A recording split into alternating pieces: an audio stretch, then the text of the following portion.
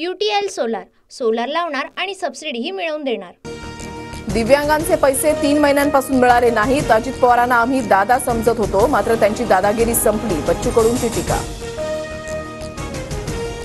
अरबी समुद्रातील स्मारक प्रकरणावरून संभाजीराजे आक्रमक। संभाजीराजे आज भूमिपूजन झालेल्या ठिकाणी जाऊन पाहणी करणार, मोदींना जाब विचारणार। विधानसभा निवडणुकीमध्ये हरियाणा आणि जम्मू काश्मीरमध्ये भाजपला मोठा धक्का। एक्झिट पोलनुसार हरियाणा आणि जम्मू काश्मीरमध्ये काँग्रेसची सत्ता येणार।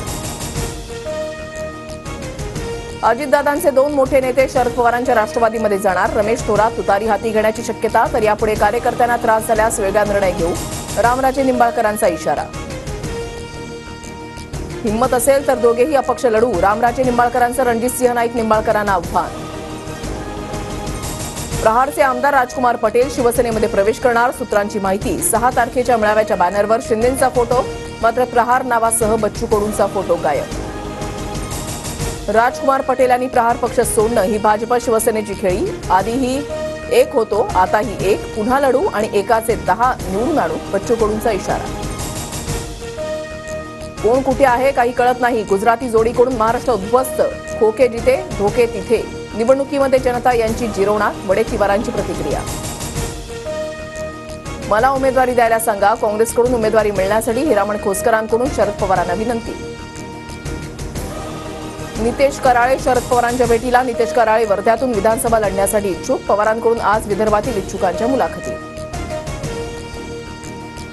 सांगली जिल्ह्यामध्ये भाजपला आणखीन एक धक्का, मोहन वानखडेंचा नाना पटोलेंच्या उपस्थितीमध्ये काँग्रेसमध्ये प्रवेश। मिरजेमध्ये सुरेश खाडेंविरुद्ध मोहन वानखडे लढत होण्याची शक्यता। डोंबिवलीमध्ये शिंदे गटाला मोठा धक्का, दीपेश म्हात्रे 4 ते 5 माजी नगरसेवकांसह ठाकरे गटामध्ये प्रवेश करणार। रवींद्र चव्हाणांविरोधात उमेदवार देणार असल्याची चर्चा। एसटी महामंडळाच्या ताफ्यामध्ये 5000 इलेक्ट्रिक बस आणि 2200 डिझेल बस दाखल होणार, तर स्थानकांच्या सुधारणेसाठी 110 कोटींचं टेंडर लवकरच प्रसिद्ध होणार। सत्तारांविरोधात राज्य बाजार समिती सहकारी संघ आक्रमक, लासलगावसह राज्यातील 305 बाजार समित्या उद्या बंद राहणार। अतिवृष्टीमुळे राज्यामध्ये झालेल्या नुकसानीसाठी सरकारकडून 997 कोटींची मदत। निवडणुकीपूर्वी शेतकऱ्यांच्या खात्यामध्ये पैसे जमा करण्याचे आदेश। मुंबईमध्ये उन्हाच्या झळा वाढणार, पुढील 4 ते 5 दिवस कमाल तापमान 33 ते 36 अंश सेल्सिअस राहण्याची शक्यता। मध्य रेल्वेनं नवीन वेळापत्रकामध्ये कसारा कर्जत लोकलच्या वेळा बदलल्यानं प्रवासी नाराज। 6 ते 12 मिनिटं आधी सुटणार असल्यामुळे प्रवाशांना धावपळ करावी लागणार। मेटाचे सीईओ मार्क झुकरबर्ग जगातील दुसऱ्या क्रमांकाचे श्रीमंत व्यक्ती। झुकरबर्ग यांची एकूण संपत्ती $206.2 अब्ज घरात।